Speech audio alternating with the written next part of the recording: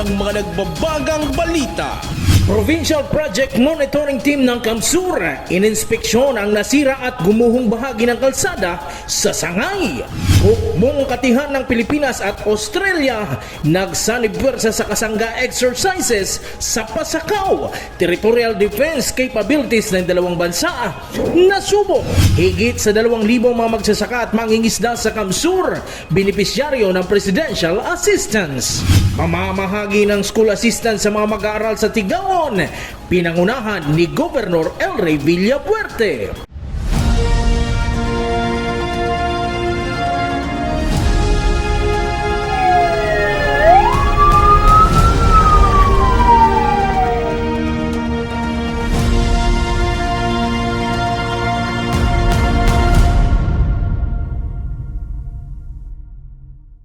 Magandang gabi.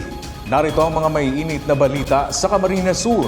Ininspeksyon ng Provincial Project Monitoring Team o PPMT ng Camarines Sur ang nasira at gumuhong bahagi ng kalsada sa Barangay Sibagwan, Sangay. Nadiskubre ng PPMT na nagkaroon ng waterlogging sa ilalim ng struktura dahil sa palyadong box culvert. Narito ang ulat. Ito ang dinatna ng Kamsur Provincial Project Monitoring Team o PPMT sa nasira at gumuhong bahagi ng road slope protection structure ng Pili Tigaon Albay Boundary Road sa Barangay Sibagwan, Sangay, Camarines Sur. Ininspeksyon ng PPMT ang kalsada na napaulat na nasira nitong June 8. Sa inisyal na assessment ng PPMT, matatagalan pa bago maayos ang naturang istruktura na makailang ulit na umanong inayos ngunit paulit-ulit ring nasisira. Nadiskubre rin ng PPMT na mahina ang pundasyon ng naturang istruktura at hindi dumadaan sa box culvert ang tubig na nagresulta sa waterlogging kaya nasira ang kalsada. Sa ngayon, apektado ang pagdaan ng mga sasakyan at residente sa lugar na nagkokonekta sa mga lalawigan ng Camarines Sur at Albay. Ininspeksyon rin ng PPMT ang nasirang flood mitigation structure sa San Isidro na nasira nitong Pebrero. Dismayado ang PPMT at mga residente dahil matapos ang ilang buwan ay tengga umano ang pagsasaayos ng istruktura. Kaugnay nito, nanawagan si Governor Elray Villapuerte sa mismong District Engineer ng DPWH 4th District Engineering Office na magbitiw na sa pwesto dahil sa mga questionableng nasirang istruktura sa partido. Magbitiw na siya sa pwesto dahil nakakahiya na po nangyayari sa Partido District. No? Ang daming nagigibang kalsada, flood control. May 20 years siya dito sa district, hindi pwedeng sabihin niya, hindi niya alam. Tinanong ko siya noon kung bakit walang mga sheet pile. Sabi niya yung rawang mga plano nila na mali po yan. Maawa naman po siya sa mga taga-partido. Isa-isang nagigiba, halatang substandard, kulang sa bakal, ampaw. Samantala, nababahala rin ang gobernador sa kaligtasan ng mga residente sa lugar, lalo tag-ulan na. Wala pang pahayag ang DPWH 4th District Engineering Office hinggil sa mga nasirang istruktura sa partido. Chris Novello, CSN. Wala ng buhay nang matagpuan sa loob ng kanyang pinapasadang UV Express ang 51 anyos na driver sa Naga City. PNP walang nakikitang foul play sa insidente. Si John Amador sa detalye. Wala nang buhay nang matagpuan ang isang UV Express driver sa loob ng isang van sa Eastbound Terminal sa Naga City. Nadiskubre ang 51 anyos na namayapang UV Express driver pasado alas 5 umaga nitong Huwebes na agad nirespondihan ng PNP Soco para imbestigan ang lugar at insidente. Sa inisyal na pag-iimbestiga ng Naga City Police, posibleng inatake sa puso ang driver. Ayun nga, may natagpuan tayong patay doon sa terminal ng van. Bali, initial investigation, initial finding natin investigador ay ito ay parang inatake sa puso kasi base sa kwento ng nakakita, kagabi pa lang nakakaramdam na ito ng sakit ng ulo at parang sa pananakit ng dibdib. At yun nga, nung kinaumaga, nung siya nang nakapila, siya nang susunod sa pila para lumabas ay nung makita ay patay na nung nabuksan yung sasakyan. So, just the same, as a protocol, nag-request kami ng SOCO para magkaroon ng para mapa-autopsy sana yung bangkay. Kaya lang, nag-manifest yung anak na hindi na nila ipapa-autopsy dahil nakita naman nila talagang alam naman nila na wala namang natural din. Si Bong Molina na kapwa driver ng namayapan tsuper biyaheng naga Legazpi, nalulungkot sa pangyayari. Nakita niya pa umanong nag-ayos ng kanyang pampasadang van ang biktima umaga bago ang nangyari. Kanto kaya ayaw naman ako nagligado, hindi nagali ako. Pagbalik ko, naabutan ko na ni, pero halos almost 1 year na. Halos magto 2 years na kami magkaibanan kani. Mayo man akong dadango ko, nababaritan siya yung makulog. Oo, kaya mga isubago nga nila na barita ko karo namundo mo na ko ta bigla. Oo, kaya kami iba ran mabuot man tao bago man siyang ang tao kaya makamundo man na araw katong nangyari sa iya. Sabi ka to nagparahay kaya kang unit niya ta garo nag yung bearing sabi niya. Tapos sabi niya, naabot pa lang ako haling Legazpi. Sabi niya, sa aga na lang siya mabiyahe. Samantala, nagpapasalamat naman ang PNP sa tumawag sa 911 hotline at nagpaabot ng insidente. May sarili hotline din po ang PS5.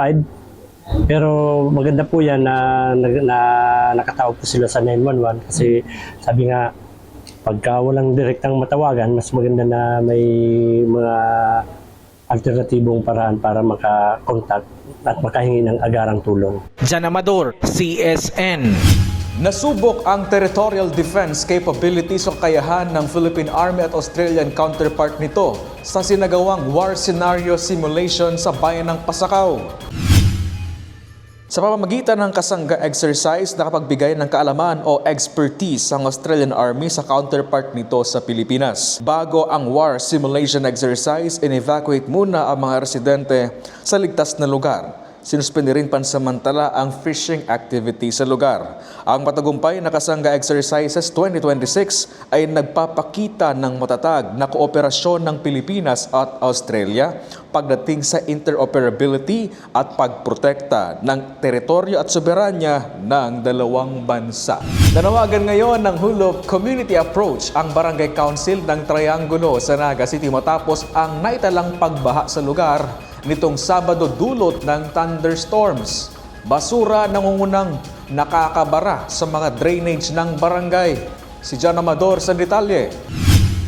Mabilis na tumaas ang tubig baha sa bahagi ng kalsadang ito sa Barangay Triangulo sa Naga City. Wala pang isang oras na maranasan ng malakas na pag-uulan nitong Sabado dulot ng thunderstorms. Ayon sa Barangay Council ng Triangulo, maliban sa nasa low-lying area ang kanilang lugar ay suliranin rin ang mabilis na pagkabara ng mga drainage system na nagpabilis rin sa pagtaas ng tubig baha. Ang Triangulo, talagang prone kami sa baba, sa baha.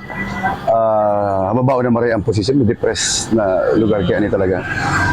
Sa ano nga ni, sa ano kang siyudad, naka-red kami.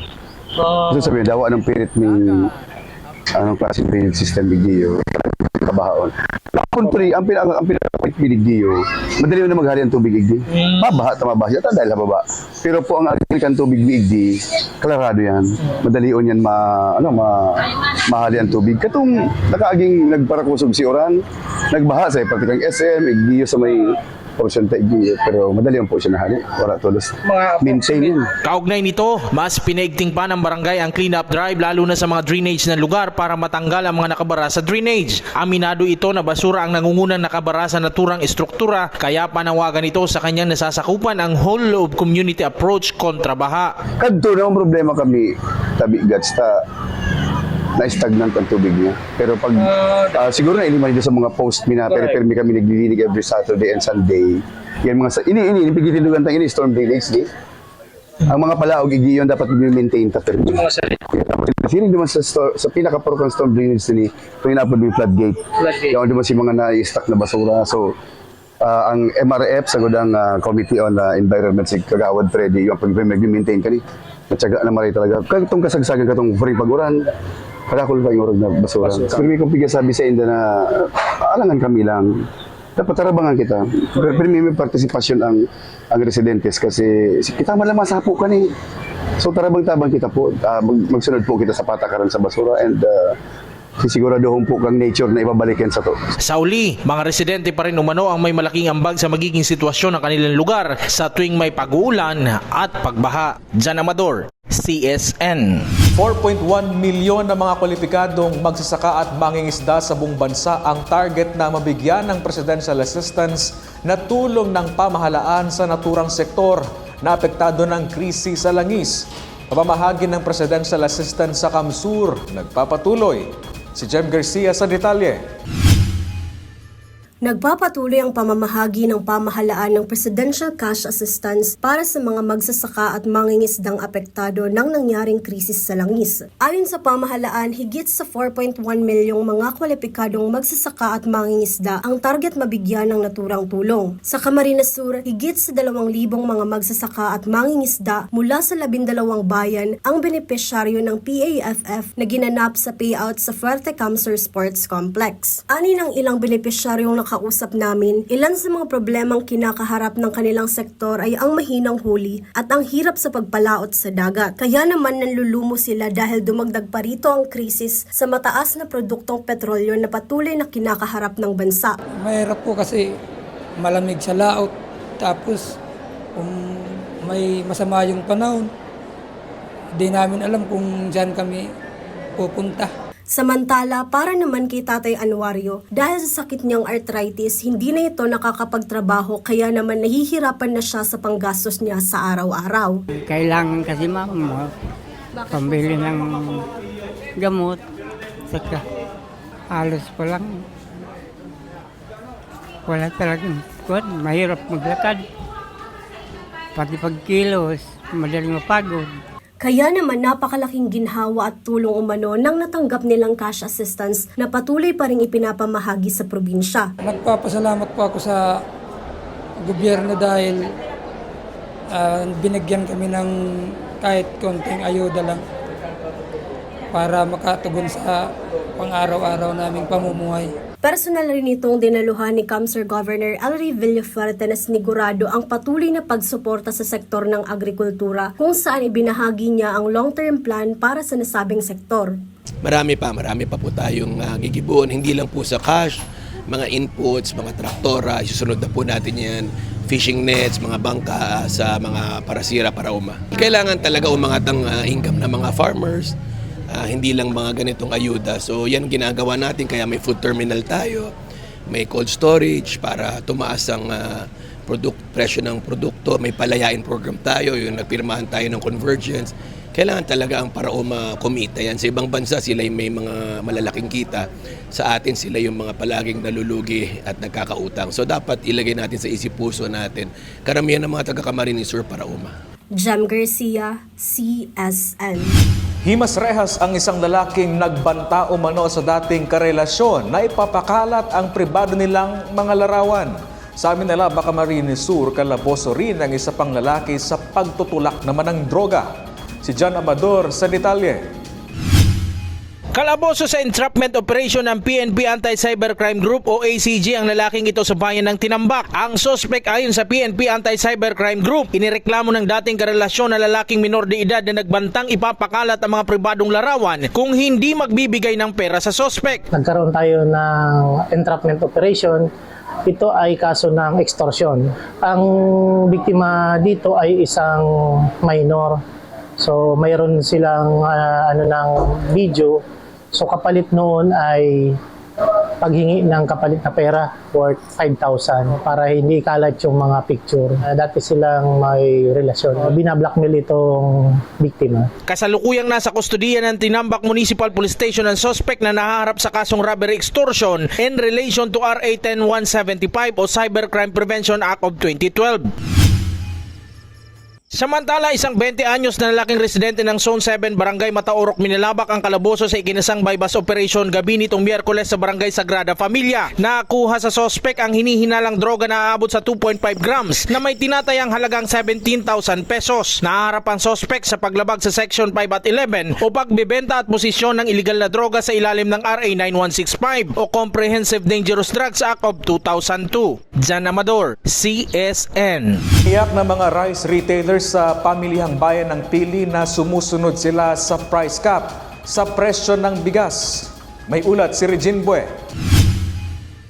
Higit isang buwan na mula nang ipatupad ang Executive Order 118 ni Pangulong Bongbong Marcos na nagpapataw ng 50 pesos per kilo presyo sa imported na bigas. Sa pagpapatupad ng 50 pesos per kilo price cap sa mga imported na bigas, mahigpit umanong tumalima sa EO ang mga rice retailers sa pamilihang bayan ng Pili. Dahil din sa mas mababang presyo, tumaas umano ang demand sa imported rice na nagresulta sa mas mabilis na pagkaubos ng kanilang supply. Ay okay lang yan, yung pasunod kang gobyerno di okay lang sa mo.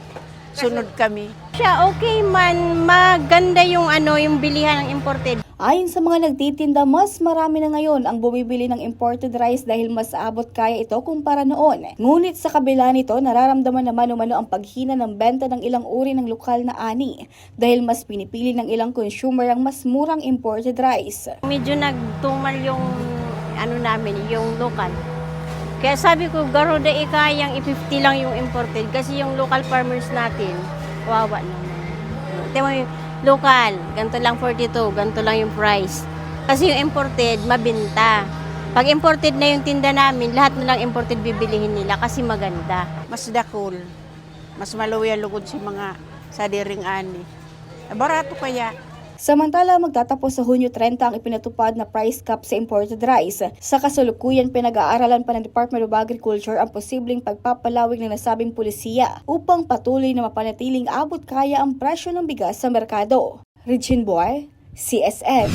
Senate version na lang ang hinihintay ng Kamara para sa panukalang batas na Kalinga Act na pasado sa third and final reading. Para kay Congressman Migs Villafuerte, mahalaga ang panukalang batas sa paglaban sa epekto ng anumang krisis. Si Jem Garcia sa detalye.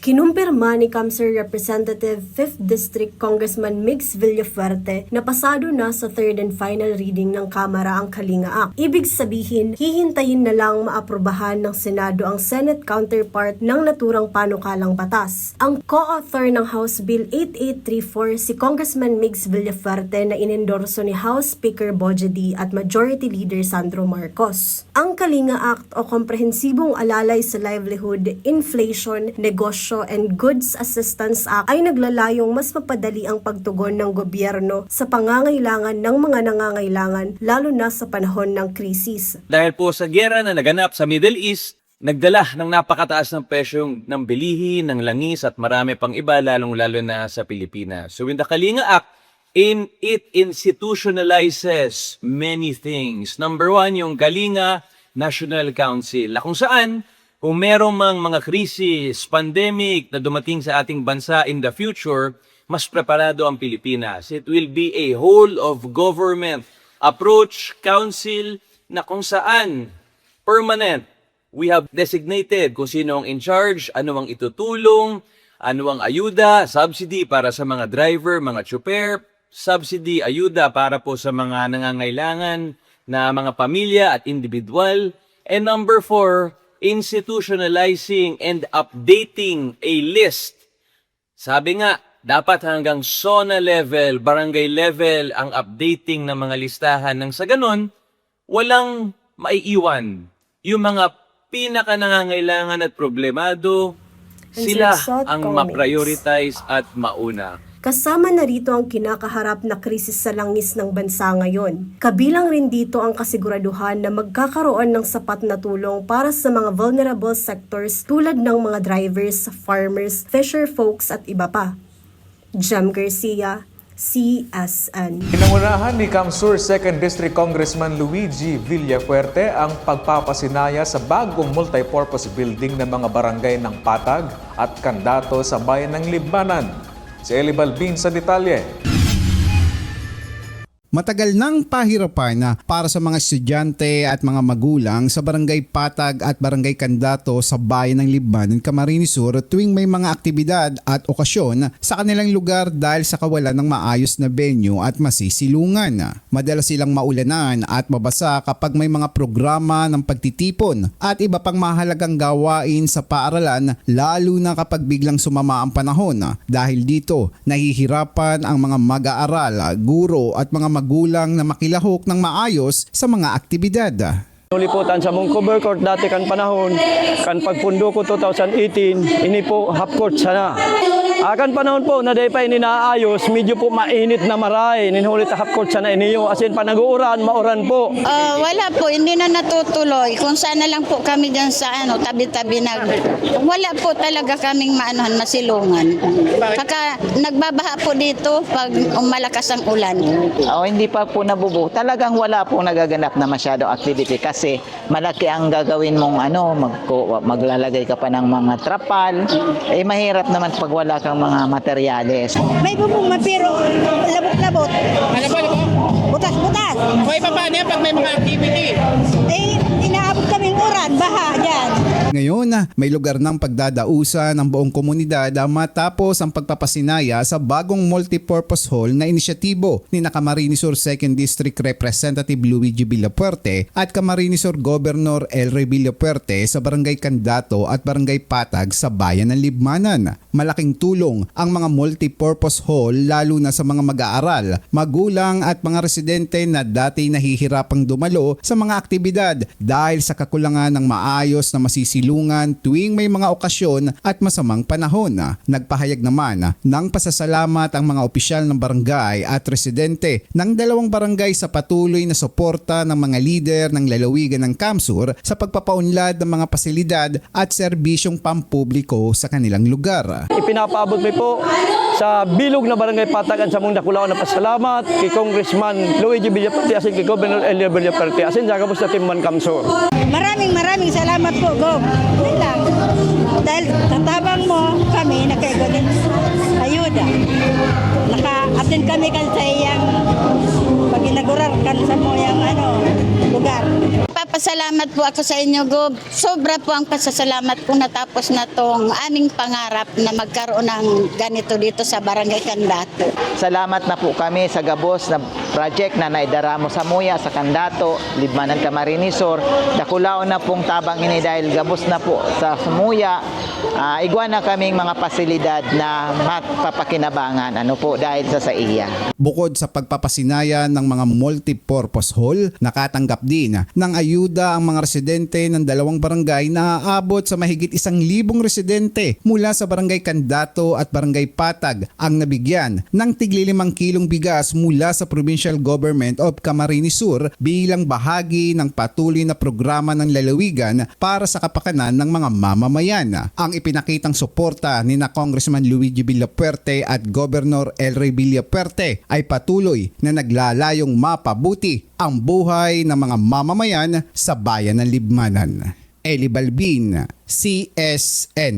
Pinangunahan ni Governor Elroy Villapuerte ang pamamahagi ng School Assistance Program sa mga mag-aaral ng Tigaon, Camarines Sur. Narito ang ulat. Kabuang 1,706 na mag-aaral ang nakinabang sa School Assistance Program ng Pamahalaang Panlalawigan ng Camarines Sur bilang bahagi ng patuloy nitong pagsuporta sa sektor ng edukasyon para sa kinabukasan ng mga kabataan sa lalawigan. Layunin ng programa na mabigyan ng tulong pinansyal ang mga estudyante upang makatulong sa kanilang mga gastusin sa pag-aaral, kabilang ang pagbili ng karagdagang school supplies, uniforme at iba pang pangangailangan pang edukasyon. Gaya po sa akin,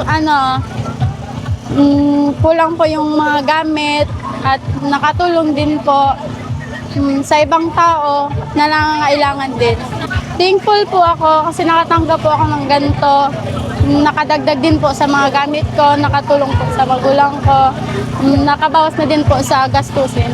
Mahalaga po kasi pambili ng mga gamit ng bata. Nakatulong sa kanila sa mga gamit nila. Siyempre, mga gastusin. Kasi ako single parent pa ko, walang tumutulong sa akin. Ayon kay Municipal Councilor Jerome Lelis, malaking tulong ang pinagkakaloob na school assistance lalo na sa mga pamilyang nahihirapang tugunan ang mga gastusin sa pag-aaral ng kanilang mga anak. Aniya, ang naturang programa ng Pamahalaang Panlalawigan sa pangunguna ni Governor Elroy Villapuerte ay nagbibigay ng karagdagang suporta upang mabawasan ang pinansyal na pasani ng mga magulang at makatulong sa pag-aaral ng mga estudyante. Itong school assistance na ibibigay ni Gov. Elroy ay napakalaking instrumento at rekado para sa paniguruhin at pagtibayin ang future ng ating mga kabataan.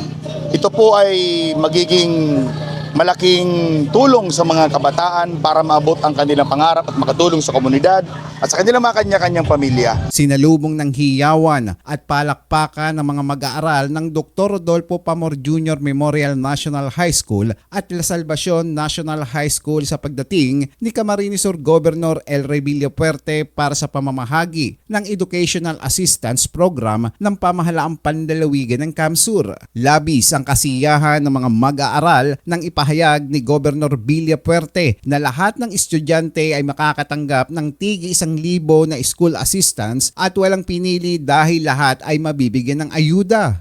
Ang gabos na estudyante na naka-enroll digdi gabos. Hayong pili. Gabos. May regalo ko sa lambang na estudyante na naka-enroll. Tag 1,000 pesos! Bukod sa school assistance na ipinamahagi, nakatanggap din ng mga laptop, iPad at cellphone ang ilang mga mag-aaral mula sa La Salvacion National High School at Dr. Rodolfo Pamor Jr. Memorial National High School bilang bahagi ng patuloy na programa ng lalawigan para sa edukasyon. Binigyan din ng gobernador ang kahalagahan ng paggamit ng makabagong teknolohiya sa pag-aaral upang higit na mapabuti ang kalidad ng edukasyon ng mga kabataan. Maugma po, kami nagabot kong blessing para sa muya. Igwa na po ako ng iPad para mag-research sa mga activities or assignment na kayo po mag-research. Dako lang tabang po niyo sa kota. First time ko po magka-iPad dahil mapa po ang cellphone. Inaasahan ko talaga po na sana may magkano na po para sa study cost and sana may nagabot na nga ni po na iPad na tinani Governor Villapuerte para sa mga activities o research. Nagpasalamat naman ang mga magulang, guro at mga estudyante sa programang pang-edukasyon ng lalawigan ng CAMSUR na naglalayong mapabuti ang kinabukasan ng mga kabataan at makatulong sa kanilang pag-abot ng kanilang mga pangarap. Sobrang salamat po kay Gov. Kasi meron pong ganitong educational assistance sa paaralan na to sa mga bata, para sa mga bata. Papasalamat po ako dahil po nakatulong po siya sa amin at sa ibang tao na nangangailangan. Governor Villapuerte, salamat po sa pagigdi mo. Dako lang tabang na po ni sa kuya na nagdigdi ka po para matanan ng regalo nganyan. Thank you talaga po very much. Thank you po. Very proud po ako and very thankful. Eli Balbin, CSN. At yan ang mga maiinit na balita ngayong araw sa Camarines Sur. Kami ang CAMSUR News. Ako po si Chris Novello. Diyos mabalos sa pagtitiwala.